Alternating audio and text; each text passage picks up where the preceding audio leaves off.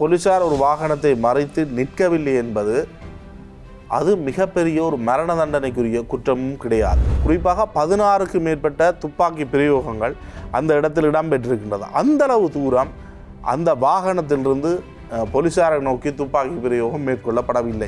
இவர்கள் வானத்தை நோக்கி சுட்டதாக சொல்லுகிறார்கள், பின்னால் இருந்து சுட்டதாக சொல்லுகிறார்கள். அந்த சிறுவனுடைய நெற்றியிலே துப்பாக்கி குண்டு துளைத்திருப்பதாக சொல்லப்படுகிறது உடற்கூற்று பரிசோதனைகளின் பிரகாரம். பின்னாலே இருந்து சுட்டால் எப்படி அந்த நெற்றியிலே துப்பாக்கி சூடு வரும் என்ற ஒரு கேள்வி இருக்கிறது. போதைப்பொருள் பயன்படுத்துபவர்கள் அனைவரையும் துப்பாக்கியால் பிரயோகம் மேற்கொண்டு கொல்லுகின்றார்களா? இன்று இலங்கையில் இருக்கின்ற சிறைச்சாலைகளில் மிக பெரும் பாதாள உலக குழுவினர்கள், மிக பெரும் போதைப்பொருள் வியாபாரிகள் இருக்கின்றார்கள். அவர்களை எல்லாம் துப்பாக்கியால் சுட்டு படுகொலை செய்யவில்லையே. எந்த விதமான விசாரணைகளுடைய முடிவுகளும் வராமல் தங்களுடைய தரப்புகளை நியாயப்படுத்துகின்ற அறிக்கைகளை வெளியிடுகிறார்கள். என்பிபியினுடைய யாழ் மாவட்ட நாடாளுமன்ற உறுப்பினர்கள் இன்று யாழ்ப்பாணத்துக்கு வருகை தந்திருக்கின்றார் அமைச்சர்கள். ஏன் இந்த விடயத்தில் அந்த குடும்பத்தினுடன் சென்று பார்வையிடல்?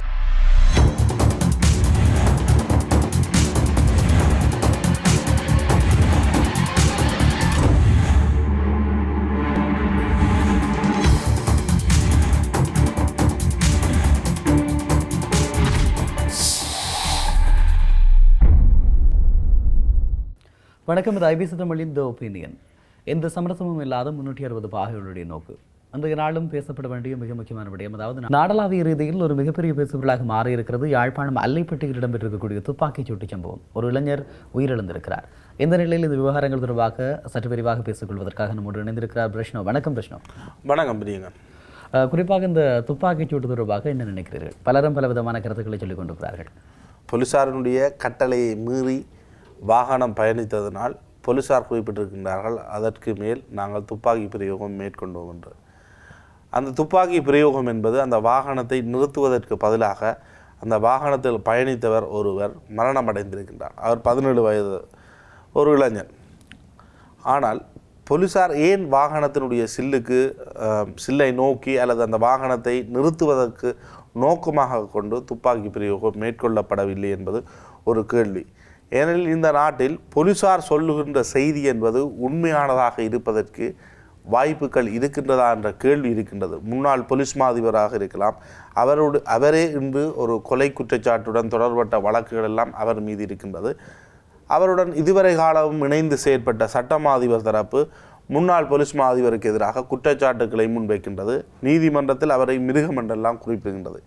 இதற்கு முன்னர் யாழ்ப்பாணத்தில் இடம்பெற்ற பல்வேறு சம்பவங்களில் போலீசார் பல்வேறு கதைகளை கூறியிருக்கின்றார்கள். போலீசாருடைய துப்பாக்கி பிரயோகத்தில் அல்லது போலீஸ் சித்திரவதையில் மரணமடைந்தவர்கள் தொடர்பில் எல்லாம் போலீசார் கூறிய கருத்துக்கள் அல்லது முதல் கட்டம் போலீசார் தெரிவித்த கருத்துக்களது உண்மைகளை மறைப்பதற்காக அவர்கள் தெரிவித்த கருத்துக்களாக இருக்கின்றது. போலீஸ் தரப்பு என்பது நம்பிக்கை அளிக்கக்கூடிய கருத்துக்களை மட்டும்தான் தெரிவிப்பார்கள் என்று கிடையாது. அதே நேரம் போலீசார் ஒரு வாகனத்தை மறைத்து நிற்கவில்லை என்பது அது மிகப்பெரிய ஒரு மரண தண்டனைக்குரிய குற்றமும் கிடையாது. அது ஒரு குற்றவியல் குற்றம் கிடையாது. ஆகவே இந்த விவகாரத்தில் போலீசார் ஒரு இளைஞனுடைய உயிரை பறித்திருக்கின்றார்கள் என்பது மனித உரிமைகள் ரீதியில் மிகவும் மோசமான விடயம். தற்பொழுது அவசரகால சட்டம் அமுலில் இருக்கின்றது. அவசரகால சட்டம் அமுலில் இருப்பதற்கு நாடாளுமன்றத்தில் வாக்களிப்பு ஒன்று இடம்பெற்றது. அதன் பொழுது தமிழ் தேசியம் சார்ந்த நாடாளுமன்ற உறுப்பினர்கள் ஆதரவு தெரிவித்தார்கள், அதாவது எதிர்ப்பு தெரிவிக்கவில்லை. குறிப்பாக 2 நாடாளுமன்ற உறுப்பினர்களால் எதிர்ப்பு தெரிவித்திருந்தார்கள்.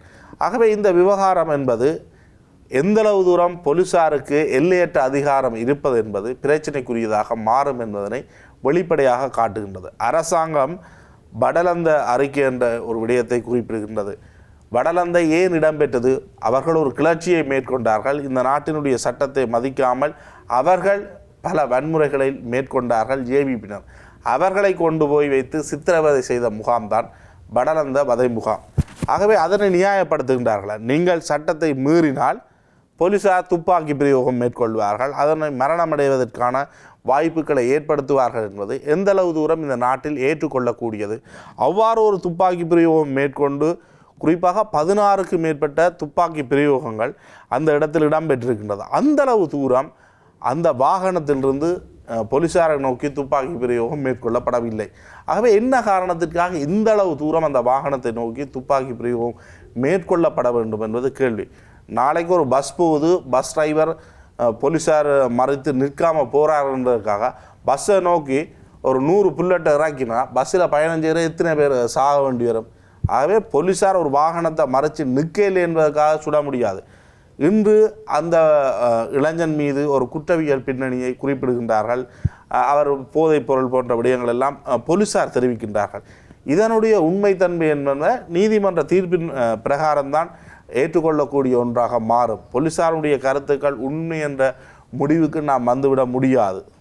குறிப்பாக பிரஷ்னோ, அதாவது காவல்துறை மறைத்தது அவர்கள் சென்று விட்டார்கள் என்பதனால் சுட்டுவிட்டோம் என்று சொல்லுகிறார்கள். உண்மையில் போலீசார் தங்களுடைய வாகனத்தை மறைக்கிற போது அவர்கள் செல்லுகிறார்கள் என்று சொன்னால் அது ஒரு துப்பாக்கி சுட வேண்டிய குற்றமான ஒரு கேள்வி இருக்கிறது. ஏனென்று சொன்னால் இலங்கை போன்ற நாடுகளிலே காவல்துறைக்கு, அதாவது இந்த வீதி போக்குவரத்து கடமையில் இருக்கக்கூடியவர்களுக்கு அதிவேகமாக பயணிக்கக்கூடிய மோட்டார் சைக்கிள்களுக்கு எல்லாம் இறக்குமதி செய்து கொடுத்திருந்தார்கள். இப்படி 200 cc அப்படியான நிறைய வசதிகளை செய்து கொடுத்திருக்கிறது. அல்லது அடுத்த போலீசாரை அழைக்க முடியும், இந்த இடத்தில் இவர்கள் கட்டுப்பாடு இல்லாமல் போகிறார்கள், இவர்களை நிறுத்துங்கள் என்று சொல்லி இன்னும் ஒரு தடுப்பு முகாமில் இருக்கக்கூடியவர்களை அழைக்கலாம், அல்லது ஒரு போலீஸ் படையை அழைக்கலாம். அவர்கள் துரத்தி சென்று அது தொடர்பாக விசாரணைகளை மேற்கொள்ளலாம். ஆனால் இங்கே இருக்கக்கூடிய கேள்வி, இவர்கள் வானத்தை நோக்கி சுட்டதாக சொல்லுகிறார்கள், பின்னால் இருந்து சுட்டதாக சொல்லுகிறார்கள். அந்த சிறுவனுடைய நெற்றியிலே துப்பாக்கி குண்டு துளைத்திருப்பதாக சொல்லப்படுகிறது உடற்கூற்று பரிசோதனைகளின் பிரகாரம். பின்னாலே இருந்து சுட்டால் எப்படி அந்த நெற்றியிலே துப்பாக்கி சூடு வரும் என்ற ஒரு கேள்வி இருக்கிறது.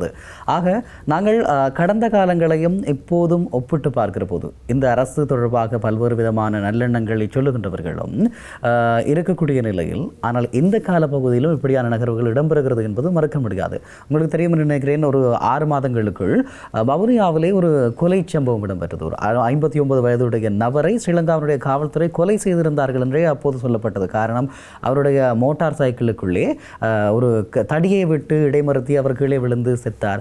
இதே போல யாழ்ப்பாண பல்கலைக்கழக மாணவர்கள் 2 பேர் கொல்லப்பட்டார்கள். இப்படியான நிலைமைகள் இருக்கிறது. ஆக ஆட்டை மாட்டை போல வீதிகளில் வைத்து மக்களை சுடுகின்ற அதிகாரம் காவல்துறைக்கு வழங்கப்பட்டதா? காவல்துறை என்பது மக்களை பிரச்சனைகளில் இருந்து பாதுகாத்து அல்லது மக்களுக்கு ஏற்படுகின்ற ஆபத்துகளில் இருந்து மக்களை பாதுகாக்கின்ற நடவடிக்கைகளை செய்கிறதா? அல்லது வீதியிலே பயணிக்கின்ற பொதுமக்களை கொல்லுவதற்கான துப்பாக்கிகள் வழங்கப்பட்டிருக்கிறதா என்ற கேள்வியை இப்போது பலர் கேட்டுக்கொண்டிருக்கிறார்கள். உண்மையில் இப்படியான ஒரு சூழலிலே தான் தமிழர் தரப்பு இந்த புதிய பயங்கரவாத தடை சட்டம், அதன் மூலமாக பாதுகாப்பு தரப்புகளுக்கு வழங்கப்பட்டிருக்கக்கூடிய எல்லையற்ற அதிகாரங்கள் இவற்றை நீக்க கோருகிறது. ஆக இப்படியான சம்பவங்கள் அதனை ஒரு பக்கம் வலியூட்டினாலும் இன்னும் ஒரு பக்கமாக பார்க்கிற போது இவர்களுக்கு இப்போதும் எல்லையற்ற அதிகாரங்கள் இருக்கிறது என்று சொல்லி, இந்த வவுனியாவிலே கொலை செய்தார்கள் என்று ஒட்டுமொத்தமாக சமூகம் குற்றஞ்சாட்டிய அந்த காவல்துறை அதிகாரிகளுக்கு என்ன நடந்தது? யாழ்ப்பாண பல்கலைக்கழகத்திலே இருக்கக்கூடிய சுலக்சன் மற்றைய இளைஞர் இவர்களை கொன்ற அந்த காவல்துறை அதிகாரிகளுக்கு என்ன நடந்தது? இப்படியான கேள்விகள் இன்னமும் தொக்கி இல்லை அணைக்கிறது. ஆனால் போலீஸார், ஊர்காவல்துறை போலீஸார் துப்பாக்கி பிரயோகத்தில் அந்த இளைஞன் மரணம் அடைகின்றார். அதனை விசாரணை செய்வது யார் என்றால் அந்த போலீஸ் பிரிவு தான் அதனை விசாரணை செய்கின்றது. ஆகவே இந்த விசாரணையினுடைய நேர்மைத்தன்மை எந்த அளவு தூரம் இருக்கின்றது என்பது மிகப்பெரிய ஒரு கேள்விக்குறி. அதே நேரம் அந்த இடத்தில் அந்த வாகனத்துக்குள் சாணகம் இருந்தது. ஆனால் அந்த சாணகம் கொண்டு வந்த பை என்று குறிப்பிடப்படுகின்ற ஒரு பேக்கும் அந்த வாகனம் நின்ற இடத்திலிருந்து ஒரு 50 அடி தூரத்தில் இருந்ததாக நேற்று குறிப்பிடப்பட்டது. ஆகவே சாணகம் கொண்டு வந்து போடப்பட்டதா? ஒரு வாகனம் வேகமாக வந்து துப்பாக்கி பிரயோகம் மேற்கொண்டு நின்றிருக்கின்றதென்றால் அந்த வாகனம் நிற்கின்ற முறையை பார்க்கின்ற பொழுது அவ்வளவு தூரம் துப்பாக்கி பிரயோகத்தின் மூலம்தான் அந்த வாகனம் நின்றிருக்கிறது என்பதை ஏற்றுக்கொள்ள முடியுமா? முதல்கட்ட பார்வையில் அது ஒரு சந்தேகங்களை ஏற்படுத்தவில்லையா என்ற கேள்வி இருக்கின்றது. அதே நேரம் அவர்கள் போதைப்பொருள் பயன்படுத்தினார்கள் அல்லது அங்கு வாள் இருந்தது, போதைப்பொருள் இருந்தது, மாடு வெட்டுவதற்கு ஏற்றால் போன்ற ஒரு சூழல் இருந்ததெல்லாம் போலீஸார் துப்பாக்கி பிரயோகம் மேற்கொள்ளுகின்ற பொழுது போலீஸாருக்கு தெரியாது. ஏனென்றால் அந்த வாகனத்தை சோதனை செய்யக்கான அவர்களுக்கு தெரியும். அப்படி என்றால் என்ன காரணத்துக்காக அந்த துப்பாக்கி பிரயோகம் மேற்கொள்ளப்பட்டது? இவர்களுக்கு இதற்கு முன்னரே இந்த விடயங்கள் தெரியுமா? அது எப்படி தெரியும்? அதே நேரம் அந்த வாகன சாரதியாக சென்று மரணமடைந்த இளைஞன் இதற்கு முன்னரும் லஞ்சம் கொடுத்து வாகனத்தை ஓட்டியிருக்கின்றார் என்று சித்தி கூறுகின்றார். நேற்றைய தினம் அந்த பணம் இருந்திருந்தால் நின்று அந்த பணத்தை கொடுத்திருப்பார் என்பது அவருடைய குற்றச்சாட்டு. அதனுடைய உண்மைத்தன்மையும் விசாரிக்கப்பட வேண்டும். எனினும் அவர்கள் வைக்கின்ற முதற்கட்ட குற்றச்சாட்டாக அந்த குற்றச்சாட்டை பார்க்க முடியும். ஒரு இளைஞன் வாகனத்தை நிற்காமல் சென்றதற்கு துப்பாக்கி பிரயோகம் மூலம் மரணம் ஏற்படுத்தப்படுவது என்பது போலீசார் ஏன் அதனை செய்தார்கள் என்ற அடிப்படையில் அது ஒரு கொலை குற்றமாக போலீசார் கைது செய்து நீதிமன்றத்தில் முற்படுத்தப்பட வேண்டியவர்கள். அதனை செய்யாமல் அந்த வாகனத்தில் பயணித்தவர்கள் இன்று விளக்கமறியலில் இருக்கின்றார்கள். அவர்கள் ஒரு குற்றவாளிகள் போன்று நடத்தப்படுவது அல்லது அவர்கள் போதைப்பொருள் பயன்படுத்தி இருக்கிறார். போதைப்பொருள் பயன்படுத்துபவர்கள் அனைவரையும் துப்பாக்கியால் பிரயோகம் மேற்கொண்டு கொல்லுகின்றார்களா? இன்று இலங்கையில் இருக்கின்ற சிறைச்சாலைகளில் மிக பெரும் பாதாள உலக குழுவினர்கள், மிக பெரும் போதைப்பொருள் வியாபாரிகள் இருக்கின்றார்கள். அவர்களையெல்லாம் துப்பாக்கியால் சுட்டு படுகொலை செய்யவில்லையே. ஆகவே யாழ்ப்பாணத்தில் இந்த சம்பவம் இடம்பெற்றிருக்கின்றது என்பது போலீசார் கூறுகின்ற ஒரு தகவல். இவர்கள் மறைத்தார்கள் என்பது எந்த அளவு தூரம் உண்மையாக இருக்க முடியும்? அது கேள்விக்குறியான விடயங்கள். ஏனெனில் இனி மறைத்து நிற்காமல் சென்றதற்காக சுட்டது நியாயப்படுத்தப்பட முடியுமாக இந்த சமூகத்தில் செல்லுகின்ற பொழுது நாளை துப்பாக்கியால் சுட்டதன் பின்னர் தாங்கள் மறைத்தோம் என்ற ஒரு விடயத்தையும் கூற முடியும். நிச்சயமாக காலங்காலமாக இந்த மக்கள் அனுபவித்து வருகின்ற கொடுமைகள் என்பது ஸ்ரீலங்காவினுடைய காவல்துறை நிலைய படுகொலைகளும் வரலாற்றிலே பதிவாகி இருக்கிறது. இப்படி இருக்கக்கூடிய நிலையில் நாங்கள் ஒரு விடயத்தை ஒப்பிட்டு பார்க்கலாம் பிரஷ்னோ. அதாவது அண்மைய நாட்களில் குறிப்பாக கடந்த அரசாங்கத்தினுடைய காலப்பகுதியில் என்று நினைக்கிறேன், ஒரு அமைச்சருடைய மகள் மிக வேகமாக பயணிக்கிறார், காவல்துறை கட்டுப்பாட்டை மீறி செல்கிறார். அவரை துரத்தி சென்று அந்த காவல்துறை பிடித்து அவருக்கு தண்டம் விதித்ததாக தங்களுடைய அரசாங்கத்தை சிறப்பாக பேசிக்கொள்வதற்காக மிகப்பெரிய செய்திகள் எல்லாம் வந்தது. அப்படியாக இருந்தால் ஏன் வடக்கில் துப்பாக்கி சுட்டு தான் பிடிக்க வேண்டும் என்ற நிலைமை இருக்கிறது? இது ஒரு கேள்வியாக இருக்கிறது. அதாவது காலங்காலமாக சொல்லப்படுகின்ற தென்னிலங்கைக்கு ஒரு நீதி, வடக்குக்கு ஒரு நீதியா என்கின்ற அந்த கேள்வியை எங்கே ஏற்படுத்துகிறது. அதே சமயத்திலே இந்த காவல்துறை அல்லது அரச கட்டமைப்புகள், அரசனுடைய ஆயுத இயந்திரங்கள் தொடர்பாக மக்களுக்கு இருக்கக்கூடிய அதிருப்தி அல்லது மக்களுக்கு எதிராக இவர்கள் கடந்த காலங்களில் செய்திருக்கக்கூடிய நடவடிக்கைகள் என்று வருகிற போது இப்போது இந்த விடயத்தை நியாயப்படுத்துகின்றவர்கள், காவல்துறை மறைத்தது, இவர்கள் நிற்காமல் சென்று விட்டார்கள், ஆகவே சுட வேண்டும் என்று சொல்லி எங்களில் பலரும் இப்போது பேசிக் கொண்டிருக்கிறார்கள். உண்மையில் இந்த நாட்டினுடைய பாரம்பரியமான வரலாறு அல்லது கடந்த கால கசப்பான உணர்வுகளை ஒட்டுமொத்தமாக மறந்துவிட்டு நாங்கள் ஏன் எங்களுடைய மூளைகளை அடகு வைத்தாற் போல இப்படியான கருத்துக்களை பேசுகிறோம் என்பது ஒரு சிலருடைய விமர்சனங்களாக இருக்கிறது. முன்னாள் சபாநாயகர் மிக வேகமாக வாகனத்தை ஓட்டி விபத்தை ஒன்றை ஏற்படுத்தியிருந்தார். அந்த நேரத்தில் அவர் மது போதையில் இருந்தாரா இல்லையா என்பதனை போலீசார் பரிசோதிக்கவில்லை. அது தென்னிலங்கையில் மிகப்பெரிய விவாத பொருளை ஏற்படுத்தியது. ஆனால் துப்பாக்கி சூட்டில் மரணமடைந்த இளைஞன் போதைப் பொருள் பயன்படுத்தி இருக்கின்றான் என்ற அளவுக்கு அவர் மீது ஒரு பரிசோதனை மேற்கொள்ளப்படுகின்றது. இது ஒட்டுமொத்தமாக என்னத்தை கூற வருகின்றது? அந்த போலீசார் துப்பாக்கி பிரயோகம் மேற்கொண்டதை சரியென்று நிறுவுவதற்கு இவர்கள் இந்த விடயங்களை மேற்கொள்கின்றார்கள். ஒரு சுயாதீனமான விசாரணை கட்டமைப்பை ஏன் ஏற்படுத்தவில்லை? குறைந்தபட்சம் ஒரு சிஐடியினர் இந்த விசாரணையை ஏன் முன்னெடுக்கவில்லை? வேறு தரப்புகள் முன்னெடுக்கவில்லை? என்பிபியினுடைய யாழ் மாவட்ட நாடாளுமன்ற உறுப்பினர்கள், இன்று யாழ்ப்பாணத்துக்கு வருகை தந்திருக்கின்றார் அமைச்சர்கள், ஏன் இந்த விடயத்தில் அந்த குடும்பத்தினுடன் சென்று பார்வையிடல்? மக்களுடன் மக்களாக நாங்கள் நிற்கின்றோம் என்று கூறுகின்ற என்பிபியினர் இந்த விடயத்தில் எவ்வாறு செயற்பட போகின்றார்கள் என்பது இங்கிருக்கின்ற மிகப்பெரிய ஒரு கேள்வி. அதே போன்று மற்ற நாடாளுமன்ற உறுப்பினர்கள் இந்த விடயத்தை ஏற்றுக்கொள்ளுகின்றார்களா? சிறிய சிறிய விடயங்களுக்காக துப்பாக்கி அதன் மூலம் பதிலளிக்க முடியும் என்பது, இதனை சட்டமாக நிறைவேற்றி வைத்திருந்தால் அது ஏற்புடைய ஒன்றாக இருக்கும். வாகனம் நிறுத்தாமல் சென்றால் துப்பாக்கி மூலம் நாங்கள் அதற்கு பதிலளிப்போம் என்று இலங்கை நாடாளுமன்றத்தில் ஒரு சட்டத்தை நிறைவேற்றுவதாக இருந்தால் அது சர்வதேச ரீதியில் ஒரு பேசுபொருளை உருவாக்கும். ஆனால் சாதாரணமாக இடம்பெற்ற ஒரு விடயத்திற்கு இந்த அளவு தூரம் துப்பாக்கி பிரயோகம் மேற்கொள்ள வேண்டிய தேவை ஏன் ஏற்பட்டது? இங்கு பல்வேறு அந்த சாட்சி பொருட்கள், அந்த இடம், அந்த சம்பவம் நடைபெற்ற இடத்தில் இருக்கின்ற விடயங்கள் பல சந்தேகங்களை ஏற்படுத்துகின்றது. உடனடியாக ஒரு போலீஸ் அதிபரோ அல்லது போலீஸில் இருக்கின்ற ஒரு டிஐஜி போன்ற உயர் அதிகாரிகள் இந்த விடயம் தொடர்பிலான விசாரணைகளை வேறு ஒரு தரப்பினருக்கு ஏன் மாற்றாமல் விட்டார்கள் என்பதும் மிக முக்கியமான ஒரு கேள்விக்குறி அல்லவா? குறிப்பாக பிரச்சனை நீங்கள் சொல்வது போலதான் இந்த விவகாரங்கள் எல்லாம் எப்படி இருக்கிறது என்பதற்கு நான் ஏற்கனவே சொன்னது போல இந்த கடந்த கால விடயங்கள் நடவடிக்கைகள் பாடமாக இருக்கும். உங்களுக்கு தெரியும், முத்தேன்கட்டிலே ஒரு இராணுவ முகாமிலே ஒரு இளைஞர் ஒருவர் கொல்லப்படுகிறார், தகரம் எடுக்க சென்றதாக பின்னர் கதை பேசப்பட்டது. அந்த நேரத்திலேயும் கூட ஸ்ரீலங்காவுடைய இராணுவ தரப்பு அதனுடைய ஊடக பிரிவு முந்திக் கொண்டு செய்தியை வெளியிடுகிறது, இவர்கள் இப்படி செய்தார்கள் என்று சொல்லி. அதே போல தான் ஸ்ரீலங்காவுடைய போலீஸ் தரப்பும் இப்படியான ஒரு அறிக்கையை எந்த விதமான விசாரணைகளுடைய முடிவுகளும் வராமல் தங்களுடைய தரப்புகளை நியாயப்படுத்துகின்ற அறிக்கைகளை வெளியிடுகிறார்கள். உண்மையில் மனித உயிர்களாக மதிக்கப்படுகிறதா என்ற ஒரு கேள்வி இருக்கிறது. இலங்கை ஜனநாயக சோசலிச குடியரசு என்று சொல்கின்ற இவர்கள் மக்களுடைய ஜனநாயகம் அல்லது விதியில் பயணிக்கின்ற ஜனநாயகத்தை எந்த அளவுக்கு வைத்திருக்கிறார்கள் என்ற ஒரு கேள்வி இப்போதும் எழுந்து கொண்டிருப்பதற்கான இப்படியான காரணங்கள் இருக்கிறது. இது ஒரு தடவை அல்ல, இதற்கு முன்பும் இப்படியான சம்பவங்கள் இடம்பெற்றிருக்கிறது. ஆக கிட்டிய சில மாதங்களுக்குள் இப்படியான நகர்வுகள் இடம்பெறுகிற போது இதற்கு ஒழுங்கான எதிர்வினைவுகளை எங்களுடைய தரப்புகள் ஆற்றவில்லை என்பது ஒரு குற்றச்சாட்டு. அதே நேரத்தில் இது தொடர்பான விசாரணைகளினுடைய தொடர்ச்சியை நாங்கள் ஒவ்வொருவரும் பின்பற்றவில்லை என்பது இன்னும் ஒரு குற்றச்சாட்டு. வவுனியாவிலே நடந்திருக்கக்கூடிய அந்த கொலை தொடர்பாக என்ன நடந்தது, முத்தேன்கட்டிலே நடந்த விடயங்களுக்கு என்ன நடந்தது, இப்போது யாழ்ப்பாணத்திலே நடந்திருக்கக்கூடிய அலப்பட்டியில் நடந்ததுக்கு என்ன நடந்திருக்கிறது, என் பல்கலைக்கழக மாணவர்களுக்கு அந்த 2 பேருடைய கொலை விவகாரம் தொடர்பாக என்ன நடந்தது, இப்படி நிறைய கேள்விகள் இருக்கிறது. இந்த எந்த கேள்விகளுடைய தொடர்ச்சியும் நாங்கள் பின்பற்றவில்லை. இது எங்களுடைய தவறா அல்லது நாங்கள் பிரதிநிதிகளாக வைத்திருக்கக்கூடியவர்களுடைய தவறா என்பது தெரியவில்லை. இந்த இளைஞர் கொல்லப்பட்ட தொடர்பாக கயேந்திரகுமார பொன்னம்பலம் பேசியிருக்கிறார், காண்டீபன் பேசியிருக்கிறார். இதை தாண்டி குறிப்பிட்டு சொல்லக்கூடிய அரசியல் தரப்புகள் தங்களுடைய வாயை கூட திறக்கவில்லை. ஆக சமூக மட்டத்திலே ஸ்ரீலங்காவுடைய காவல்துறையை துதிபாடுகின்ற அல்லது அவர்கள் செய்த இந்த விடயத்தை கொடூரங்களை சரி என்று சொல்லுகின்றவர்களாக எங்களுடையவர்கள் மாற்றப்பட்டிருக்கிறார்கள், மாறிக்கொண்டிருக்கிறார்கள். பல பாகங்களிலும் இருந்து சொன்னால் வாகனத்தை நிறுத்தாமல் சென்றால் சுடத்தான் வேண்டும் என்கின்ற அளவுக்கு எங்களுடையவர்கள் மாறியிருக்கிறார்கள். ஆக இங்கு ஸ்ரீலங்காவுடைய ஆயுதப்படைகள் ஆயுதம் ஏந்துவதும் மக்களுக்கு எதிராக அதனை நீட்டுவதும் சரி என்று சொல்லுகின்ற ஒரு மனநிலைக்கு எங்களுடையவர்கள் மாற்றப்பட்டிருக்கிறார்களா, வந்திருக்கிறார்களா? அப்படியாக இருந்தால் இந்த நாட்டினுடைய எதிர்காலம் எங்கே போக போகிறது? உங்களுக்கு தெரியும், கூட்டம் கூட்டமாக படுகொலை செய்யப்பட்டு ஒரு இனம், ஒவ்வொரு கிராமமாக படுகொலை செய்யப்பட்டார்கள்.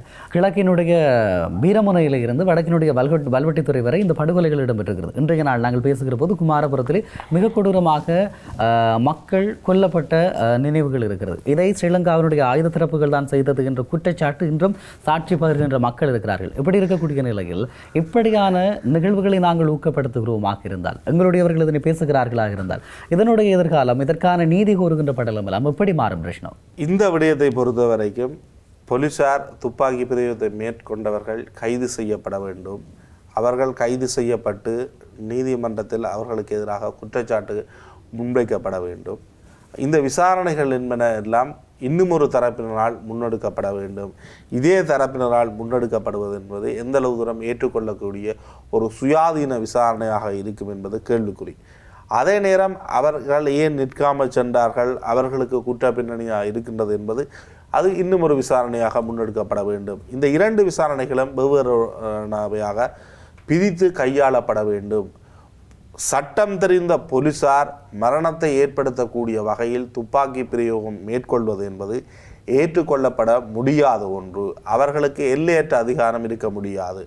அதே நேரம் அவசரகால சட்டம் தற்பொழுது அமுலில் இருக்கின்ற காரணத்தினால் அவர்கள் அதனை கூறி இதனை நியாயப்படுத்த முனைகின்றார்களா தெரியவில்லை.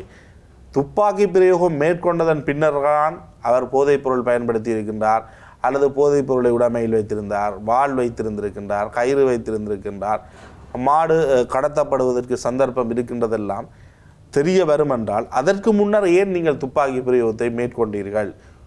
உங்களுக்கும் அந்த இளைஞர்களுக்கும் முற்பட்ட பகை இருக்கின்றதா, அவர்களுடன் போலீசாருக்கு ஏதாவது தொடர்பு இருக்கின்றதா என்ற அடிப்படையிலாம் விசாரணைகள் முன்னெடுக்கப்பட வேண்டும். அந்த விசாரணைகள் மற்ற விடயங்களுடன் தொடர்புபடாத ஒரு விசாரணையாக இருக்க வேண்டும். போலீசார் சட்டத்தின் முன் நிறுத்தப்படுவது என்பது இங்கு மிக முக்கியமான ஒரு விடயம். போலீசார் மக்களை பாதுகாப்பதற்காக இருக்கின்றார்களே தவிர மக்களை பாதிக்கக்கூடிய வகையில் செயற்படுவதற்கு அவர்களுக்கு உரிமை கிடையாது என்பது நிலைநிறுத்தப்பட வேண்டும். இந்த சமகாலத்தில் அரசாங்கம் போலீசார் மேற்கொள்கின்ற அனைத்து நடவடிக்கைகளையும் நியாயப்படுத்துகின்ற போக்கு என்பது இருக்கின்றது. இது யாழ்ப்பாணத்தில் இருக்கின்ற அல்லது இலங்கையில் இருக்கின்ற ஒவ்வொரு குடும்பங்கள் மீதும் இதே போன்ற சம்பவங்கள் இடம்பெறுகின்ற பொழுது அன்று நீங்கள் கவலைப்படுவது என்பது எந்த ஒரு பிரயோசனமும் இல்லாமல் செல்லும். இவ்வாறான விடயங்கள் ஆரம்பத்திலேயே நிறுத்தப்பட வேண்டும். இதற்கு முன்னர் இருந்த அரசாங்கங்களிலும் இவ்வாறான சம்பவங்கள் இடம்பெற்றிருக்கின்றது. தற்பொழுதைய அரசாங்கமும் இவ்வாறான விடயங்களை மேற்கொள்ளுகின்றதென்றால் அரச கட்டமைப்பில் அல்லது அரசாங்கத்தினுடைய செயற்பாடுகளில் எந்த விதமான மாற்றமும் இல்லை என்பதனை மிக வெளிப்படையாக தெரிகின்றது. இதற்கு உரிய விசாரணை முன்னெடுக்கப்படும் அல்லது உயர்மட்ட விசாரணையை முன்னெடுக்க தயார் என அமைச்சரவை பேச்சாளர் நலிந்த குறிப்பிட்டிருக்கின்றார். அந்த கருத்து உண்மையாக இருந்தால் உடனடியாக அந்த விசாரணைகள் முன்னெடுக்கப்பட வேண்டும். இந்த துப்பாக்கி பிரயோகத்தை மேற்கொண்ட போலீசார் கைது செய்யப்பட்டு சட்டத்தின் முன் நிறுத்தப்பட வேண்டும். அவர்களுக்கு உளவியல் ரீதியான ஆலோசனைகளும் வழங்கப்பட வேண்டும். அவர்கள் துப்பாக்கி பிரயோகத்தை மேற்கொண்டு பின்னரும் தாம் சமூகத்தில் சாதாரணமாக திரியலாம் என்ற ஒரு நிலை ஏற்படுமானால் ஏன் ஆட்சி மாற்றத்தை மக்கள் விரும்புகிறார்கள்? இதற்கு முன்னர் இருந்த ஆட்சிகளில் ஜனநாயக சூழல் இல்லை என்று குறிப்பிட்டார்கள் என்பதெல்லாம் மிகப்பெரிய ஒரு கேள்விக்குறியாக மாறும். போலீசாரினுடைய இந்த நடத்தை தொடருமாக இருந்தால் அலெக்ஸுக்கு வட்டுக்கோட்டை போலீஸ் நிலையத்தில் என்ன நடந்தது என்பது அனைவருக்கும் தெரியும். போலீஸ் சித்திரவதையில் தான் அவர் மரணமடைந்தார் என்பது இந்த சமூகத்துக்கு தெரியும். ஆனால் போலீசார் அதனை உடனடியாக குறிப்பிட்டார்களா? இல்லை. அது ஒரு நீண்ட விசாரணையின் பின்னர் தான் தெரிய வந்தது. அவர்கள் நீதிமன்றத்தை ஏமாற்றி கூட அவரை விளக்கமறியலில் வைத்திருந்தார்கள். விளக்கமறியல் இருக்கின்ற பொழுதுதான் அலெக்ஸ் மரணமடைந்தார். நீதவானுக்கு கூட அவரால் குறிப்பிடப்பட முடியாமல் சென்றது என் மீது ஒரு சித்திரவதை மேற்கொண்டார்கள் என்பதை. ஆகவே இப்படியான விடயங்கள் யாழ்ப்பாணத்தில் இடம்பெற்றிருக்கின்றது, இதற்கு முன்னரும் இடம்பெற்றிருக்கின்றது. ஆகவே போலீசார் மேற்கொள்ளுகின்ற நடவடிக்கை என்பது அவர்கள் சட்டம் தெரிந்த தரப்பிற்கள், சட்டத்தை அமுல்படுத்துகின்ற தரப்பினர், அவர்கள் எதேச்சதிகாரமாக சுட முடியும் அல்லது மக்களுடைய உரிமைகளை மீற முடியும் என்ற நிலை இருப்பது என்பது மிகவும் ஆபத்தானது. இந்த விடயத்தில் உடனடி நடவடிக்கையினை சமூக ஆர்வலர்களாக இருக்கலாம், மனித உரிமை செயற்பாட்டாளர்களாக இருக்கலாம், அரசியல்வாதிகளாக இருக்கலாம், அவர்கள் முன்னெடுக்க வேண்டும். இது ஒரு சமூகத்தின் பாதுகாப்பு தொடர்பிலான மிக முக்கியமான கரிசனையாக இது பார்க்கப்பட வேண்டும் என்பதுதான் என்னுடைய இறுதி கருத்து. நிச்சயமாக விஷ்ணு, அதே சமயத்திலே இந்த விடயம் தொடர்பாகவும் அந்த இளைஞரோடு இருந்திருக்கக்கூடிய 2 பேர் கைது செய்யப்பட்டிருக்கிறார்கள். அவர்கள் விசாரணைக்காக தடுத்து வைக்கப்பட்டிருப்பதாக சொல்லப்படுகிறது. அதே நேரத்தில் நான் சொல்லியிருக்கக்கூடிய விடயம், இவர்கள் அந்த நெத்தி பொட்டிலே சுடப்பட்ட விடயத்திலே எப்படி பின்னால் இருந்து சுட்டார்கள் என்ற கேள்விதான் இன்று வரை இருந்து கொண்டிருக்கிறது. இதற்கான பதில் எப்படி, யாரால் எப்படி வழங்கப்படும் என்பது தெரியாது, நீதிமன்ற விசாரணைகளின் மூலமாக தெரியவரும். ஆனால் ஒரு விடயம் தெளிவாக சொல்லிக்கொள்ளலாம், இந்த நாட்டிலே வாழக்கூடிய மக்கள், இந்த நாட்டினுடைய மக்களுக்காகத்தான் அரசு இருக்கிறது, மக்களை பாதுகாப்பதற்காகத்தான் அரசு கட்டமைப்புகளும் ஆயுதப்படைகளும் இருக்கிறது தவிர மக்களை குறிவைப்பதற்காக அல்லது மக்களுக்கு நேரடியான தண்டனைகளை வழங்குவதற்காக இல்லை என்பதை இவர்கள் புரிந்து கொள்கின்ற வகையிலான வழக்கினுடைய தீர்ப்புகள் வர வேண்டும். அதற்காக இந்த சமூகம் உழைக்க வேண்டிய தேவையும் இருக்கிறது என்பதையும் வலியுறுத்தி விடைபெறலாம். நன்றி பிரஷ்னம். நன்றி. நன்றி நேயர்களே. இன்றைய நாளில் பேசியிருக்கக்கூடிய விடயம் அல்லைப்பட்டி இலை வைத்து மேற்கொள்ளப்பட்டிருக்கக்கூடிய அந்த படுகொலை சம்பவம், இதனோடு ஒட்டி இதற்கு முன்பு இடம்பெற்றிருக்கக்கூடிய சம்பவங்கள், ஸ்ரீலங்காவினுடைய காவல்துறை தரப்பு இந்த நாட்டில் மக்களுக்கு எதிராக நிகழ்த்தியிருக்கக்கூடிய அநியாயங்கள் தொடர்பாக பல பேசுபவர்கள் இருந்திருக்கக்கூடிய நிலையில் இவை அதனை ஊக்குவிக்கிறது என்கின்ற ஒரு விடயமும் இருந்து கொண்டிருக்கிறது. இந்த விடயங்கள் தொடர்பாக பேசியிருக்கிறோம். நன்றி உறவுகளே.